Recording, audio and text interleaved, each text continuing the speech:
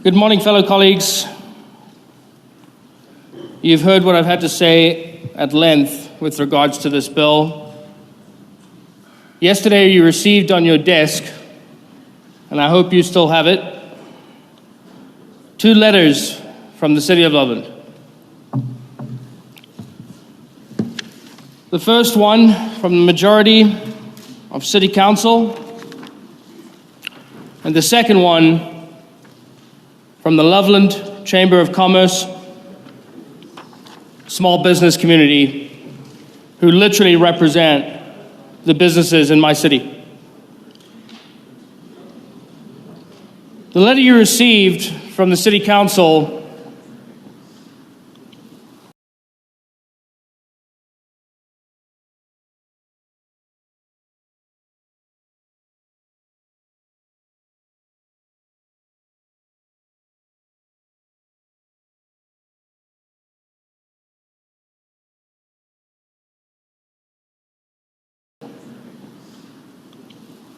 are not only Republicans, but Democrats alike. The majority of the City Council of Loveland is literally opposed to this bill. Not even on party lines. There are 80,000 people in Loveland.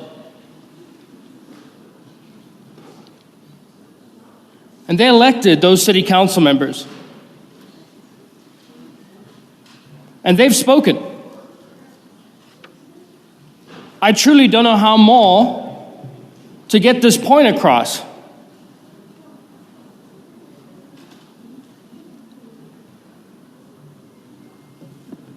I've heard from both sides on this issue extensively. I think we have a true core problem with this bill that is not going to address the original issue. And I want to state very plainly and clearly, I tried to get onto this bill. I had at-length conversations with Senator Marchman, with my good representative from Fort Collins, Representative Boesenecker. I tried to jump on and have a combined, unified effort against a true problem that's happening in this state. And when it was rushed through and amended, one word was amended to take what looked like a good bill that would affect everybody equally, changed drastically off of one committee meeting. I implore you, I beg you, listen to the constituents of my city.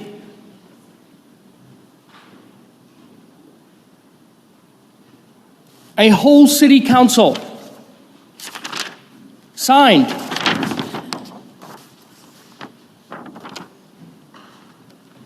Loveland business community signed.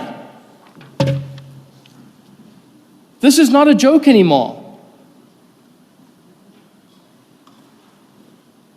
Fix the core problem. I will co-prime any bill that will fix the core problem. This does not do that, which by definition makes it bad legislation, especially if a city is coming out against it.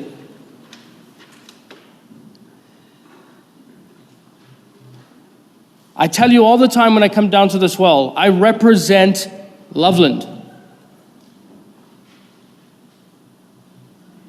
Loveland is screaming at you, saying, please, no.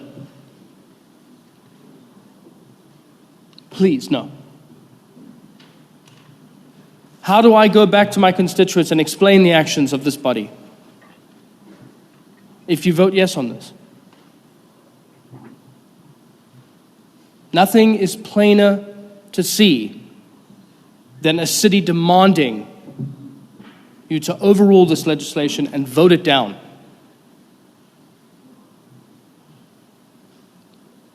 If this is not a plea, a cry, a request for all of you to turn this down, I don't know what more this city of mine needs to do. This is the ultimate plea from a city and its citizens. Their House representative, their city councils, and their chamber is saying, please do not do this. I don't know what more representation Loveland needs in this room.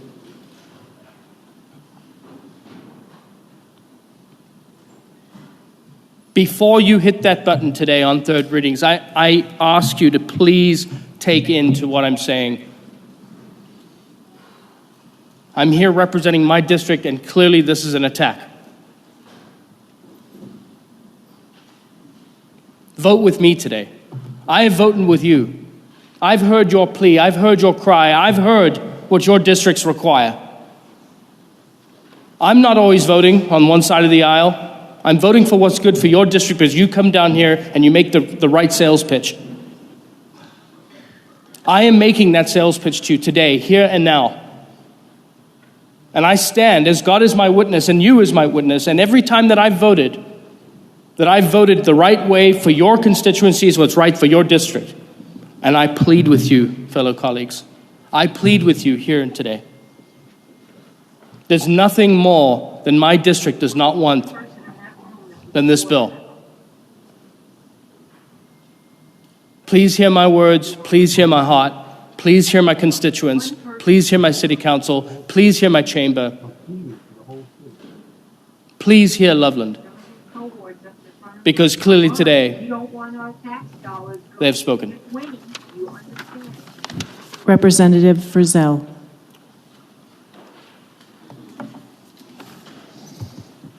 Thank you, Madam Speaker. It's a privilege to serve with you. And a privilege to serve with you.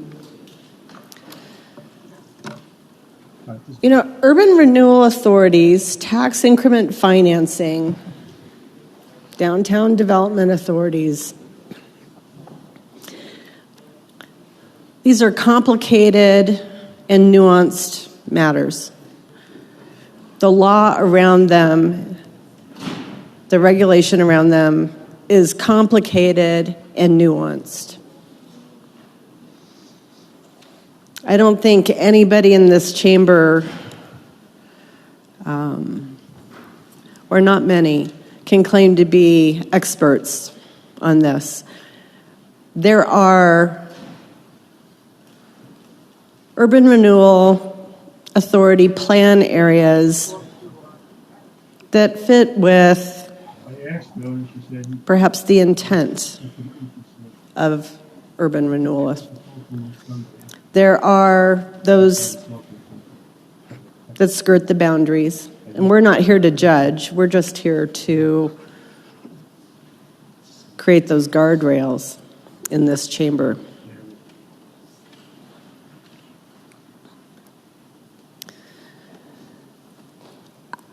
I don't think that's what this bill is about, though. And I've thought a lot about this. I have a lot of experience with urban renewal authorities and plan areas and tax increment financing. My concern about this particular bill is that it was created to fit a specific situation. It affects other municipalities than my colleague from Loveland's. It doesn't really affect mine. We do have urban renewal in Castle Rock, but we don't have much in the way of agricultural lands these days. But it affects a lot of other communities. And I always think that we need to be super careful about unintended consequences as we legislate.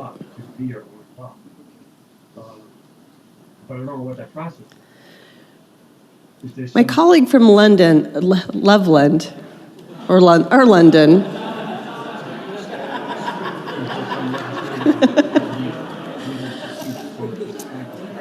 or South Africa, or where, I don't know, wherever.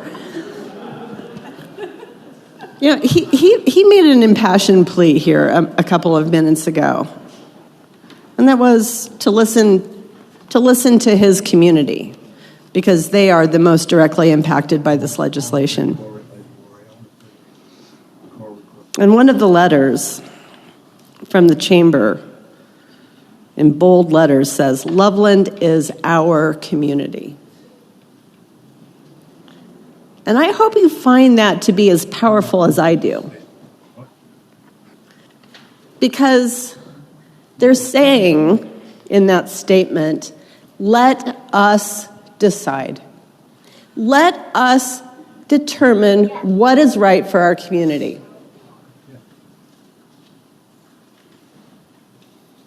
They are saying, state legislature, let us determine our identity, our future, our economy, not when you break the law. our character. Let us decide.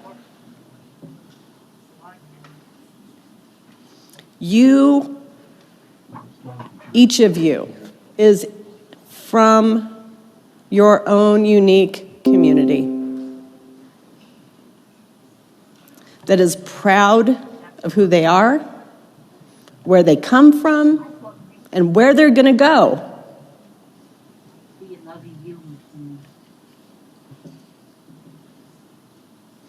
Oh, you would have voted. They could be saying, Commerce City is our community.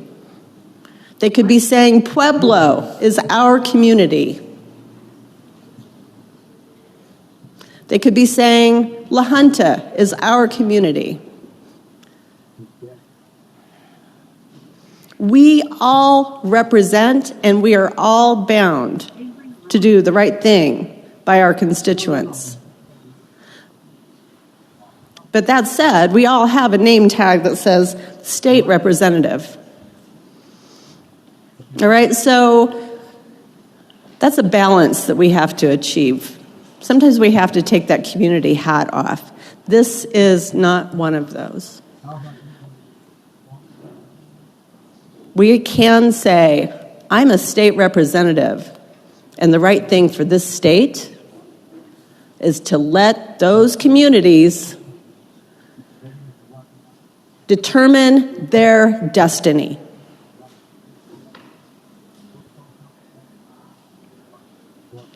Their future, their economy. That's what those voters put those city and town council people in place to do. I ask for a no vote on this bill. Thank you. Representative Bradley? No.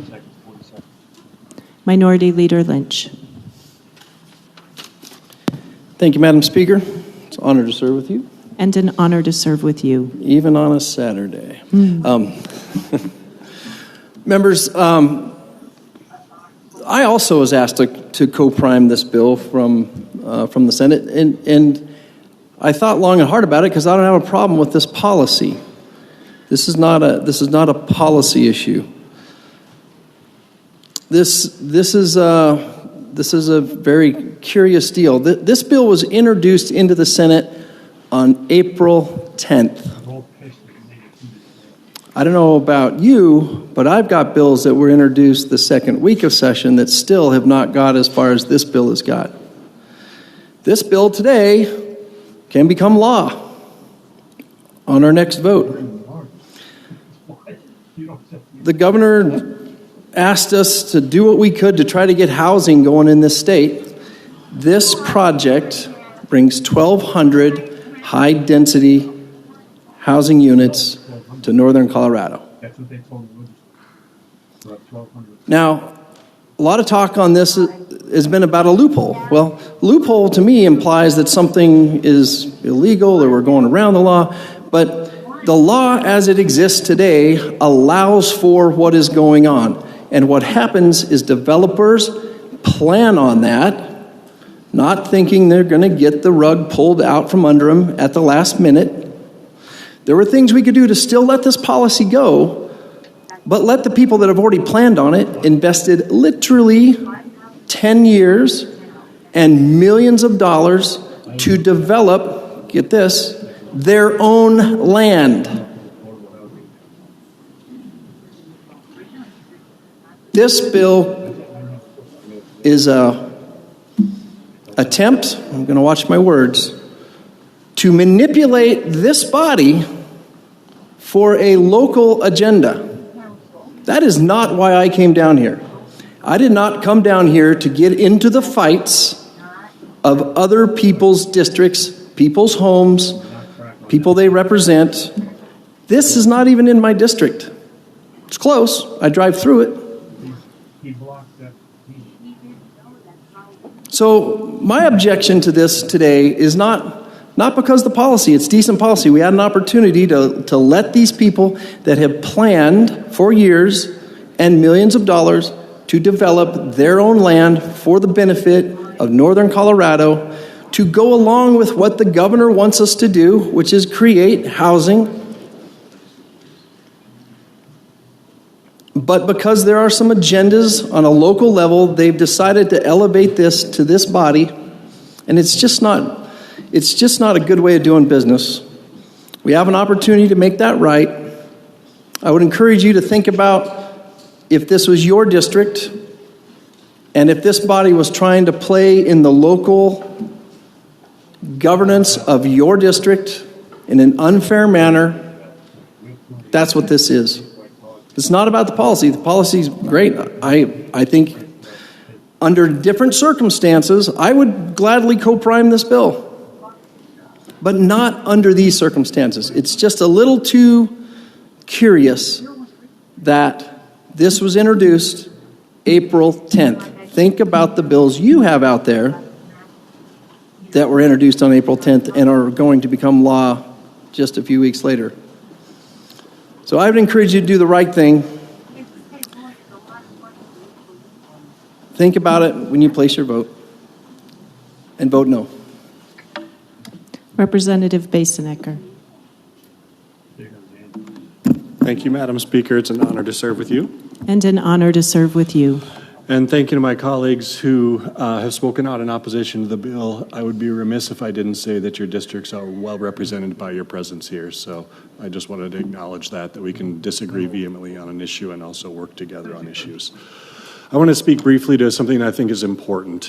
First off, this is not about Loveland.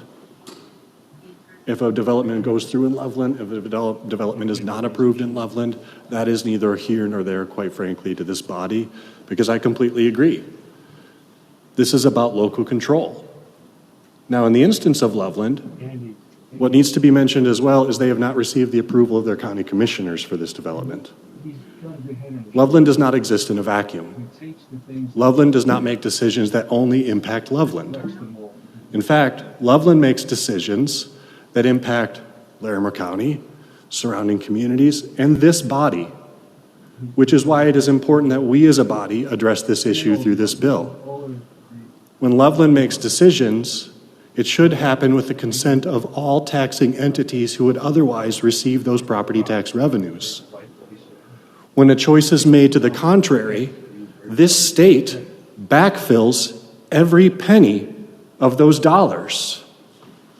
Those are dollars that we backfill for students. Those are dollars that we backfill to make sure that our teacher-student ratio is correct. Those are dollars that we backfill when we realize that we aren't doing as much as we could for education in our state. Now, I have no problem with urban renewal authorities, but you have to get the consent of the taxing entities that would otherwise benefit from those property tax revenues. And if you can't, my suggestion, and this bill says, you shouldn't create a loophole or find a loophole to somehow circumvent that approval process. In the case of Loveland, that has been a URA since 2004.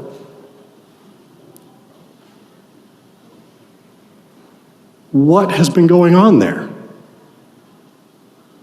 Why won't they go through a new renewal process? If it's such a good idea, and I think affordable housing is a great idea. I think retail is a great idea. I think grocery stores are a great idea. Seems like a relatively easy sell to get your county commissioners to sign off on that. This bill doesn't eliminate local control. It pushes all those folks back to the table to gain the right approval for a project that sounds like a really good one, but our county commissioner should have the chance to weigh in on. If you have pre-2010 ag land in a URA, this is your community next year. Or, if folks are listening here, next month. The 2010 bill was never created to create a loophole in our process. Current statute says you have to get the consent of all taxing entities, except for 4 limited exemptions. If you can't do that, why would we as a body be okay with saying, in perpetuity, you never have to go back to those taxing entities and ask for their consent? URAs do valuable work in our communities, but I will say this, ag land is not urban blight. Ag land is not urban blight. And that's exactly what this bill seeks to solidify in statute. Now, I have a lot of thoughts on projects in my district, projects all across our state.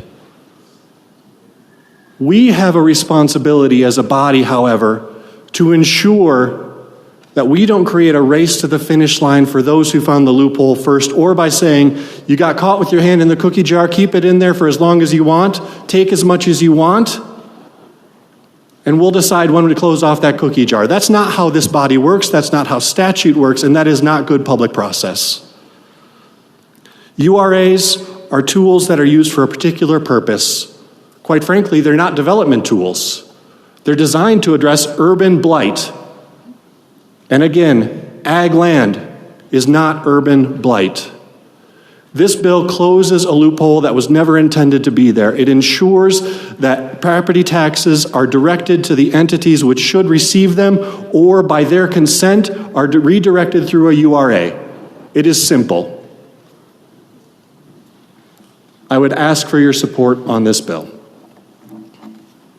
Seeing Representative Weinberg. This is your second time to speak. You have 3 minutes, 35 seconds remaining. Thank you, Madam Speaker. Because this does hit at the heart of my community, I will speak a second time to it, just to clarify a couple things very briefly. The voting entities that were brought to the table with regards to this specific URA in my city all voted yes. I want to reiterate that point again. You even had the Thompson School District majority vote yes on this, a school board. And the reason that is because the tax revenue that will come out of this $1 billion development will only benefit your communities and mine.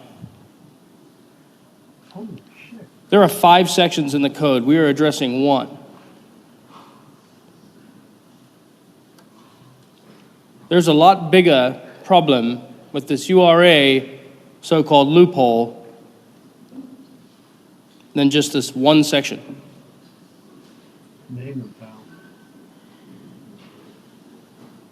Before you get the opportunity to hit that button, I want you to hear it one more time. The business entities, the city councils, and the school district all do not want this bill to pass. If that does not speak volume, I truly, again, do not know what will. No, they had My last plea to you, on behalf looking for them to tell him why of the sweetheart city Loveland, they didn't hear that. I ask He doesn't think they know what. for your no vote today, here and now. Tell Loveland you love them, because they've spoken. Please, please, please vote no. Seeing no further discussion, the motion before us is the adoption of Senate Bill 273 on third reading final passage. Mr. Schiebel, please open the machine and members proceed to vote. Representative Michelson-Janae, how do you vote? Yes. Representative Michelson-Janae votes yes. Representative Morrow, how do you vote? Yes. Representative Morrow votes yes. Representative Garcia, how do you vote? Pass. Representative Garcia, we will return to you. Representative Ortiz, how do you vote? No. Representative Ortiz votes no. Representative Garcia, how do you vote? Yes. Representative Garcia votes yes. Please close the machine. With 36 aye, 27 no, and 2 excused, Senate Bill 273 is adopted.